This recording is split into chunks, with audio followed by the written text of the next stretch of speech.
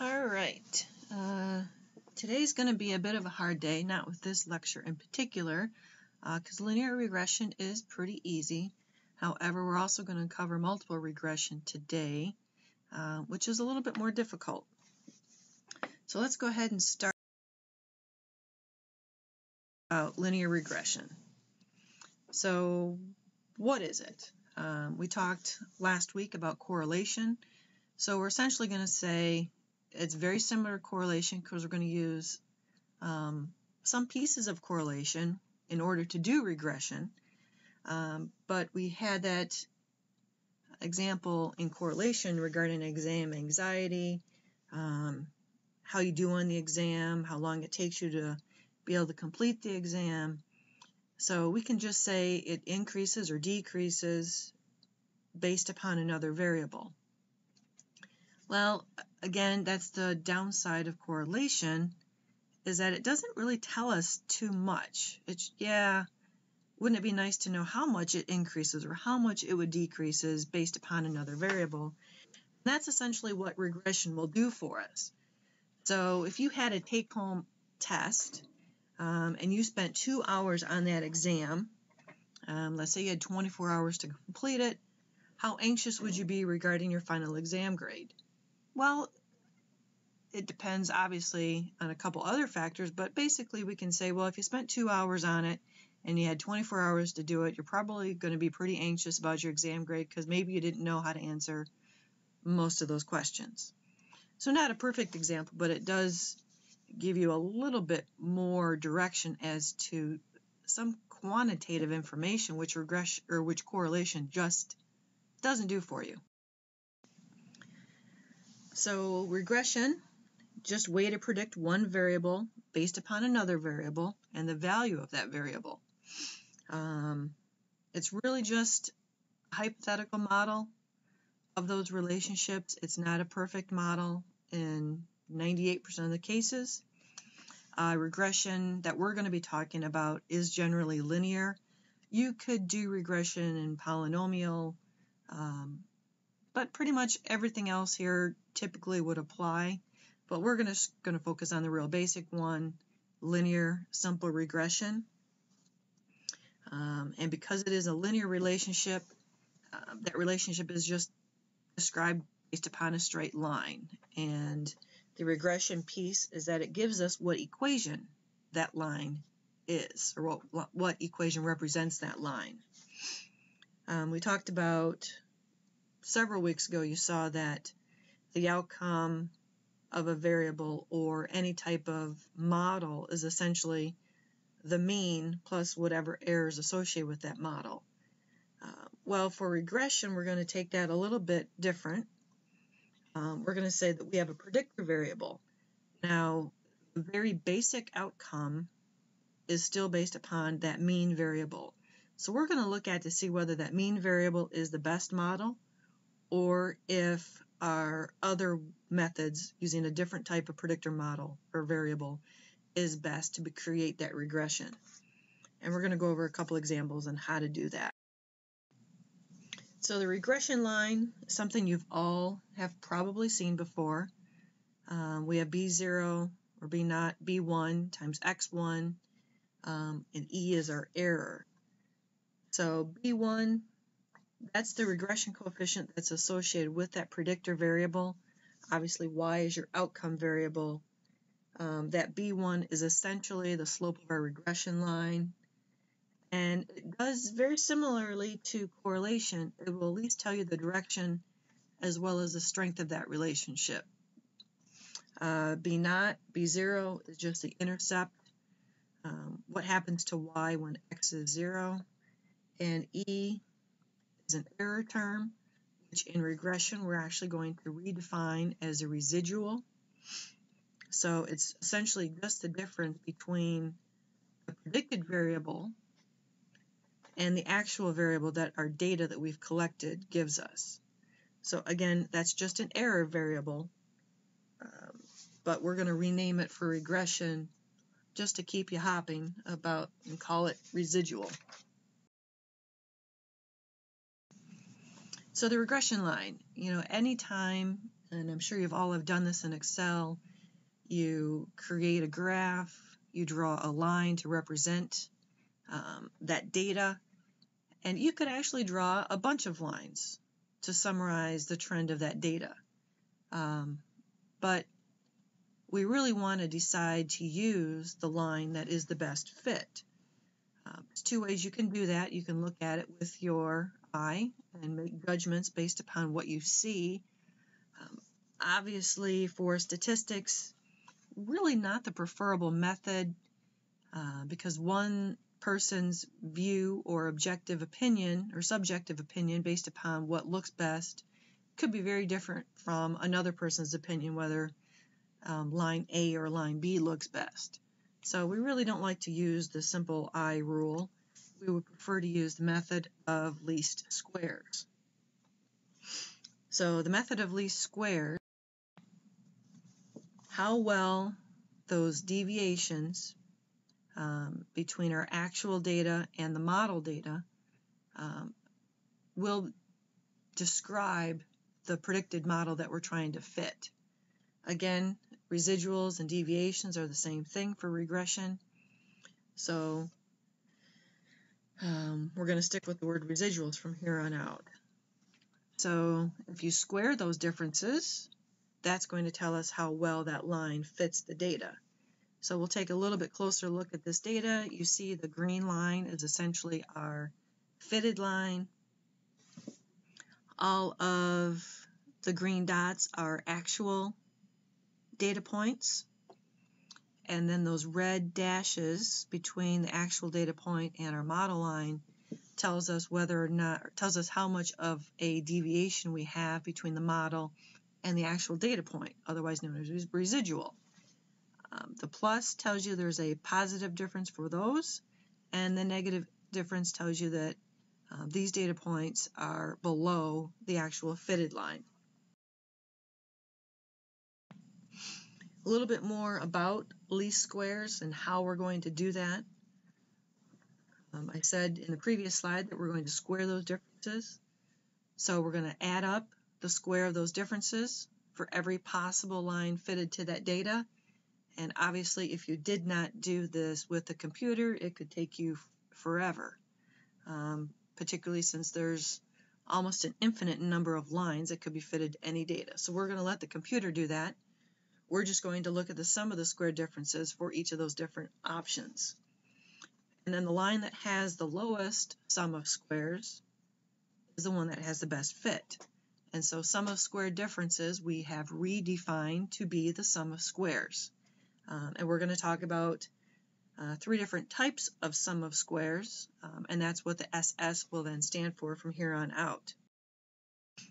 So now that we have a line that we say is a best fit with our data, how do we know that that line is really a good line? It's a good model. Well, the problem is it might actually not reflect reality. So you can have a best fit, but it can be a pretty lousy fit. It might not really turn out to be well at all. And I've got a pretty good example of that coming up.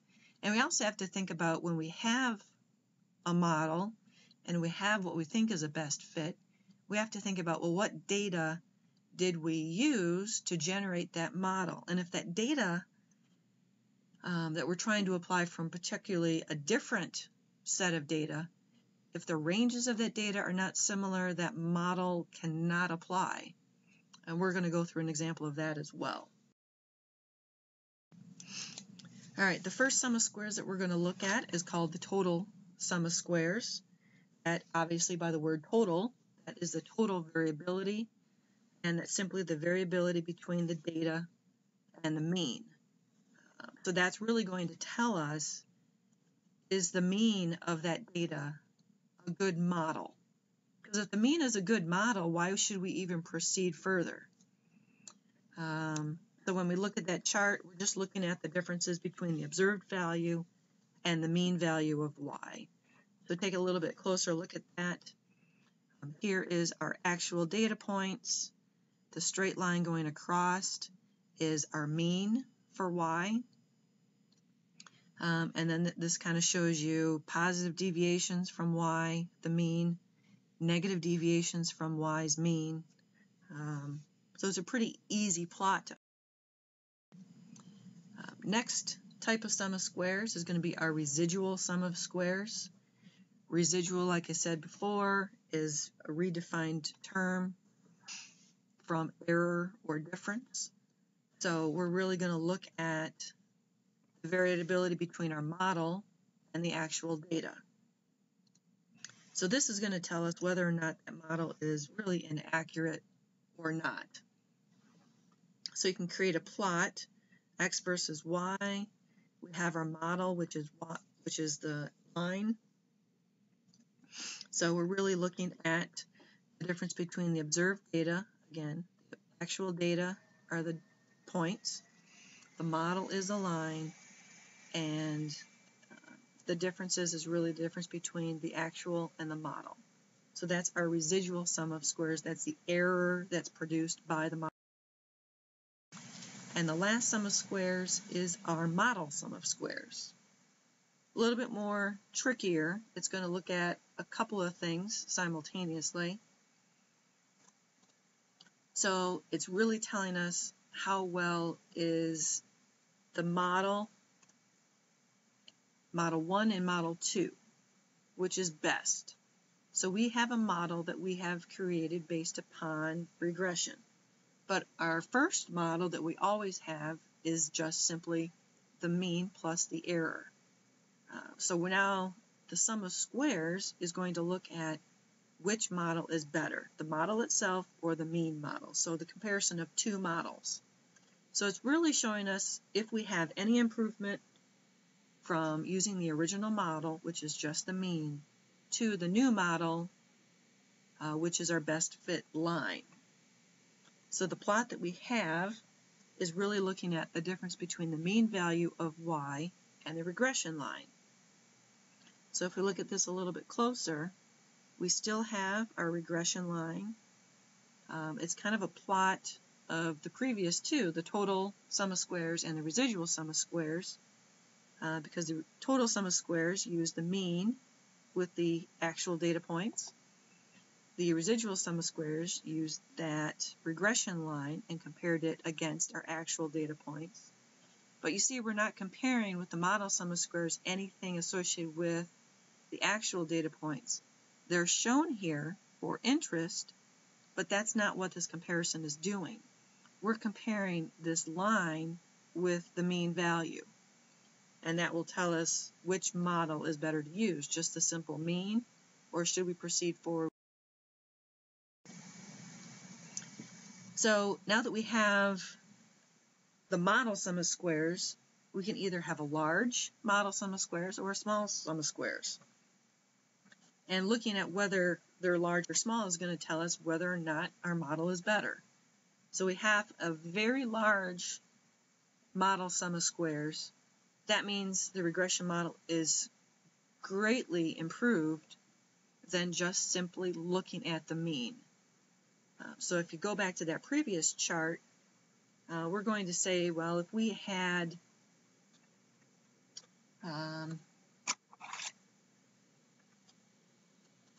let's just draw a little graph here.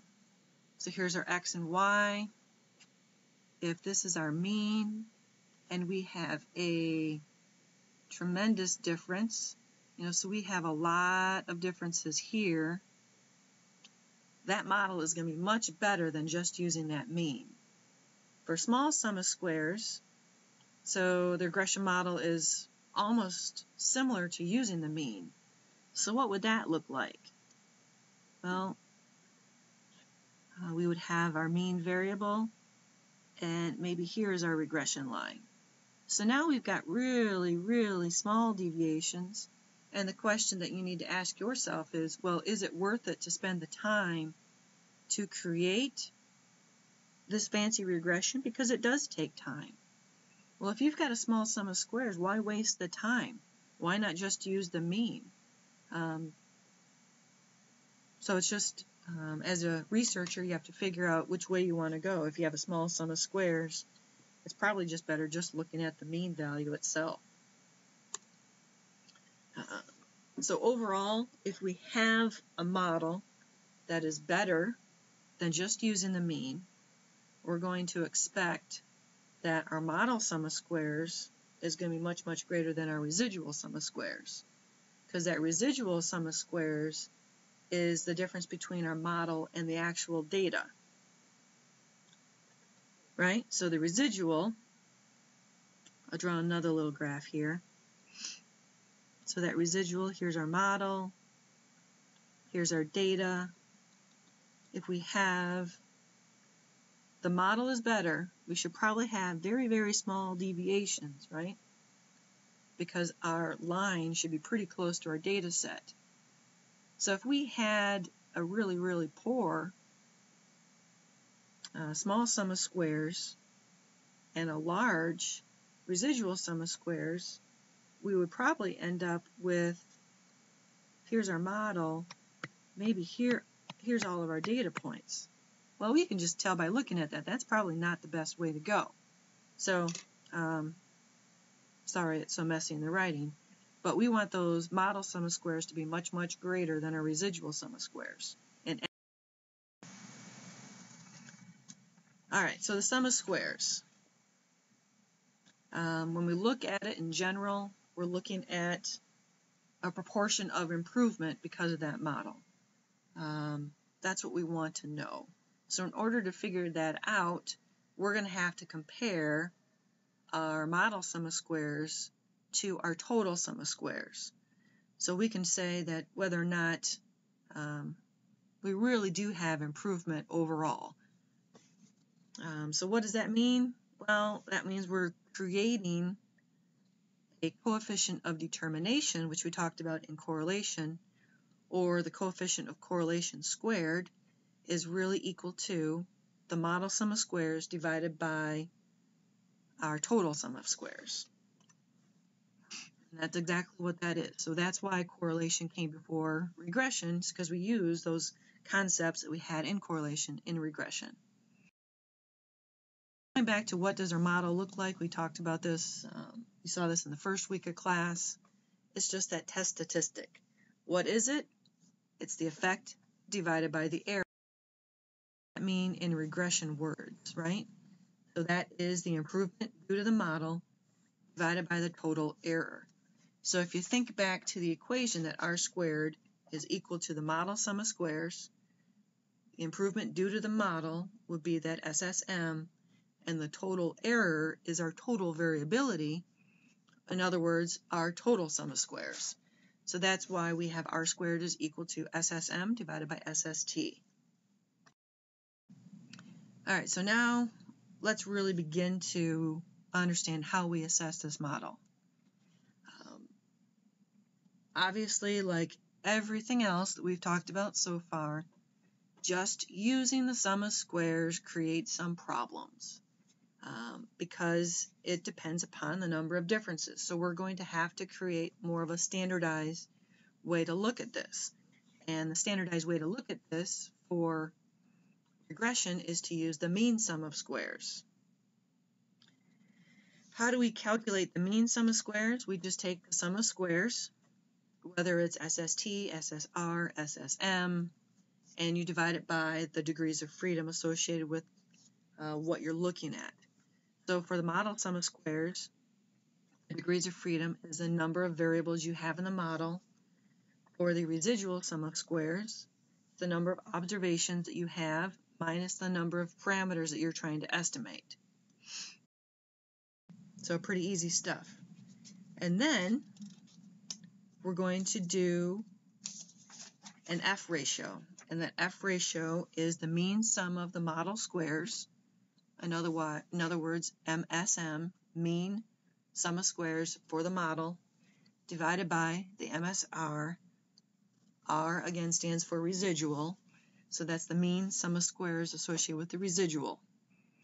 So this is going to tell us how much the model has improved as compared to the inaccuracy of that model, because the inaccuracy is associated with the error, and residuals are otherwise known as errors or deviations, right? So the model divided by the error. Ooh, model divided by error, that kind of takes us all the way back to that test statistic, the variance that's explained by the model, and the variance that's not explained by the model, which would be that explained by the error. So the effect divided by the error, or the model sum of squares, model mean sum of squares divided by the residual mean sum of squares. So how do we know if it's a good model? If it's a good model, we're going to have a large MSM and a small MSR.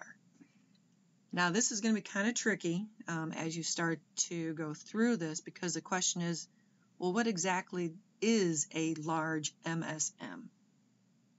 Well, we're going to have an example to kind of show you the difference between large versus small. And as you go through doing regression, you're going to get more familiar with doing